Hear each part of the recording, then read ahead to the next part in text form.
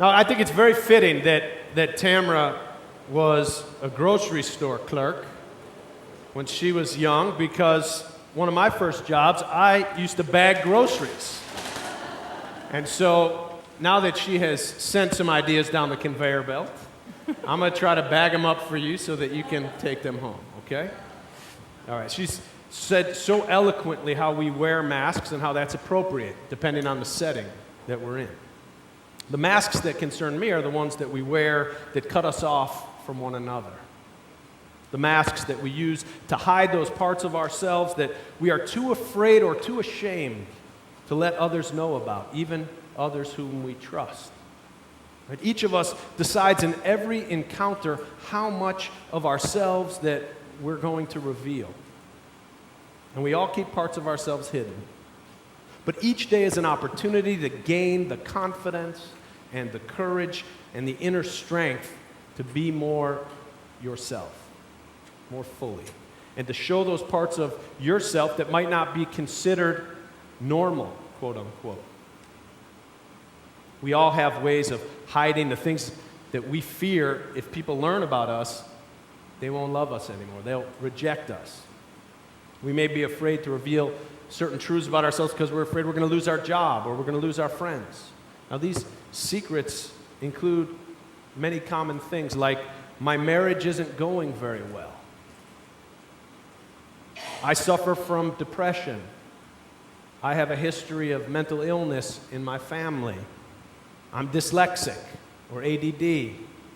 My parents are alcoholics, or I'm an alcoholic, or I was raped once. I had an abortion. My child's on drugs. My spouse cheated on me. My spouse abuses me. I went to jail. I once attempted suicide.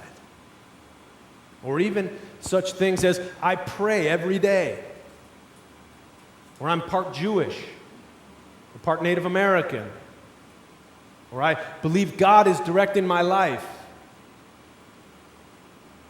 I know these things are common because I'm a minister and people share these things with me, but too often we hide them from each other.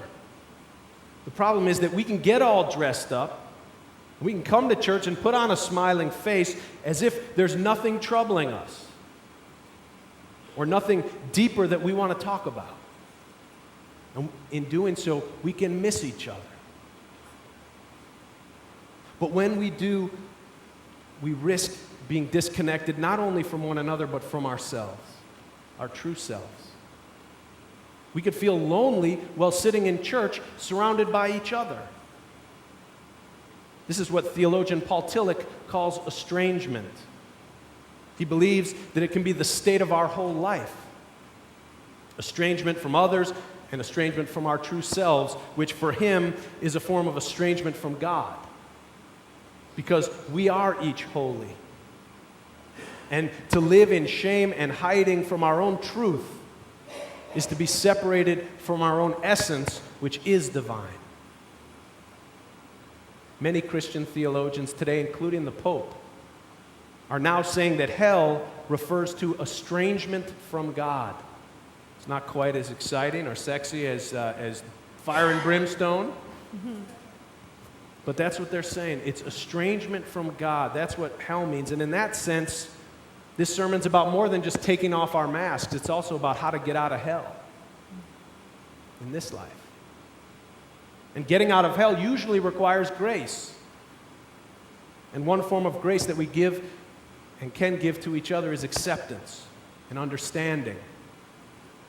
Some years ago, I attended a pastoral care conference that was held by Hillcrest Hospital here in Tulsa, and the speaker was Bishop Willimon. He's a Methodist bishop, and he told a story about a man in his church who came to him one day, and the man said, "Pastor, I have a big secret to tell you, and you're not going to believe it. I'm an alcoholic." And Willimon was thinking, that's no big secret. 5 people have already come to talk to me about this. Right? But if he thinks it's a secret, that's fine, that's okay. The man who was an alcoholic said, "It's so hard, and no one understands what I'm going through." Of course, people so often feel like there's no one who could understand what I'm going through. But being a pastor, Willimon knew a few dozen people in the congregation who were recovering alcoholics, and so he said, here, meet this person and this person. They understand. Reverend Willimon told another story about a woman in his congregation. She came to see him. She was suffering. She actually, this was after she had already suffered through a really major crisis in her life, and she told him, and she told a few family members, and that was it. And eventually, when it was time, Reverend Willimon said, now, I want you to tell someone else, not a pastor, not a family member, but someone unrelated to you who's a member of this congregation. And she agreed. And when she did, he asked her, who are you going to tell? And she said, Harry. And he's thinking to himself, Harry? Why in the world would anyone want to tell anything to that guy? You know, Harry was kind of a misfit. He dressed kind of funny, and he usually kept to himself. And when he asked the woman, why Harry? She said, because Harry's been to hell, and he's come back. And that's the kind of person that I want to tell my story to. Indeed, we want to tell our story to somebody who can understand. Someone who will accept us no matter what we say. The problem is that most of us never learn, and we're never taught how. There's no class in high school in how to be appropriately disclosing or vulnerable. So people remain alone, holding the weight of our burdens in the recesses of our minds, in the dark of the night, thinking that no one else could possibly understand. And most of us have had times when we did open up. We finally decided to share, and then somebody did something and we regretted it afterward. I know I have. I can remember 4.5 years ago when, after the death of my daughter, and I was sharing with somebody who I felt close to at the time, and I was talking about some of the difficulties my wife and I were having in the aftermath of the loss of a child.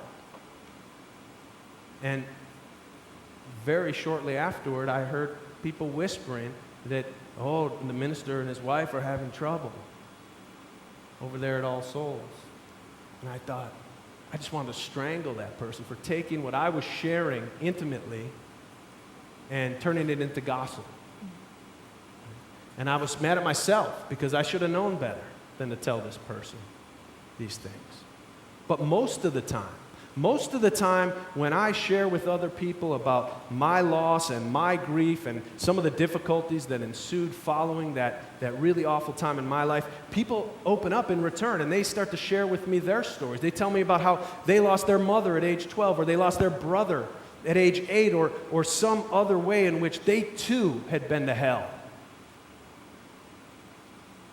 And we connect at an even deeper level, and I don't feel so alone in those moments.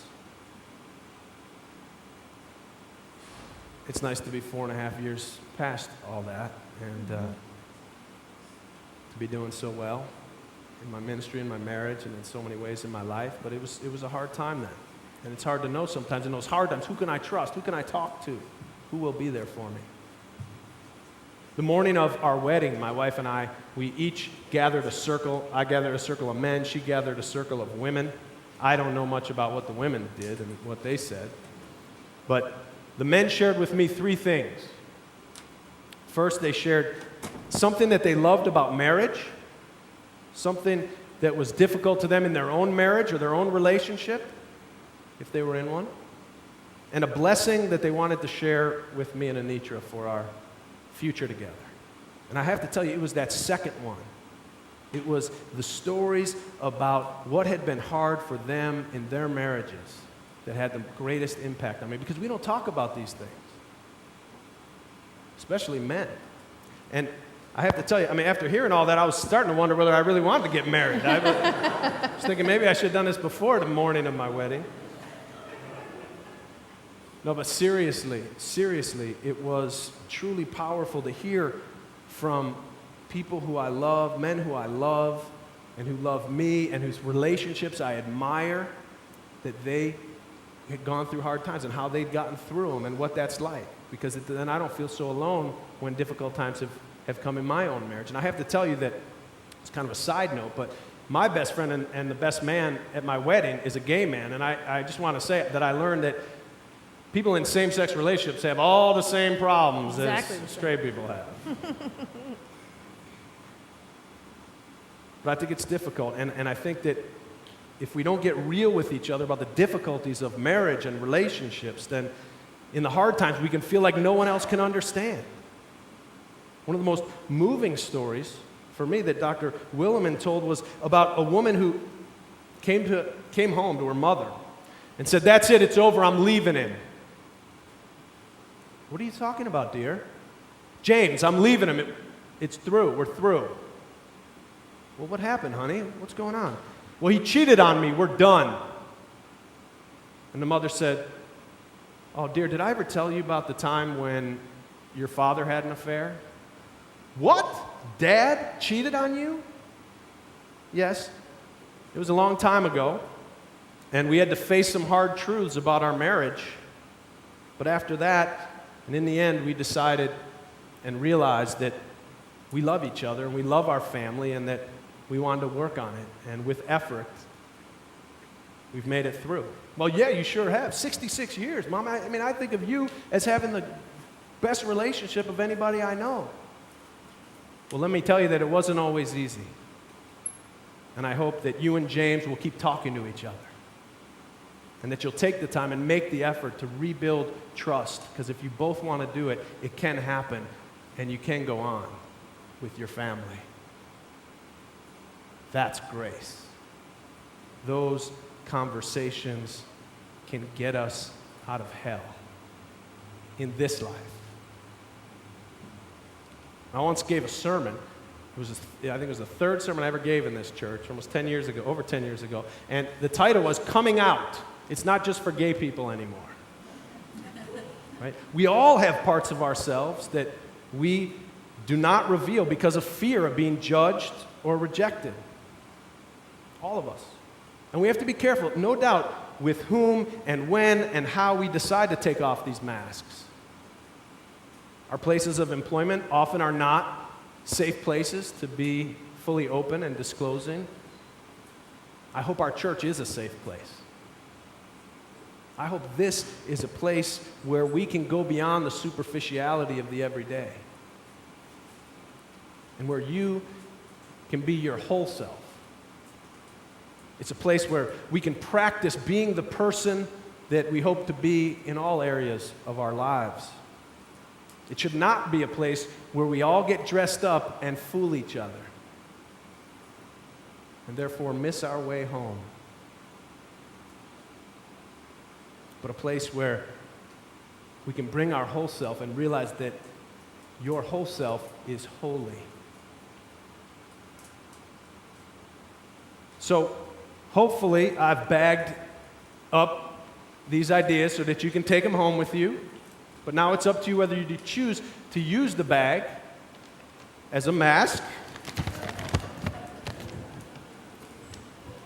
or whether you take my advice and be so daring as to take off the mask, show your whole self, face your future unafraid and whole and holy because you are. Who knows? Maybe you were sent here for just such a time as this. God bless you. I love you. Happy Halloween.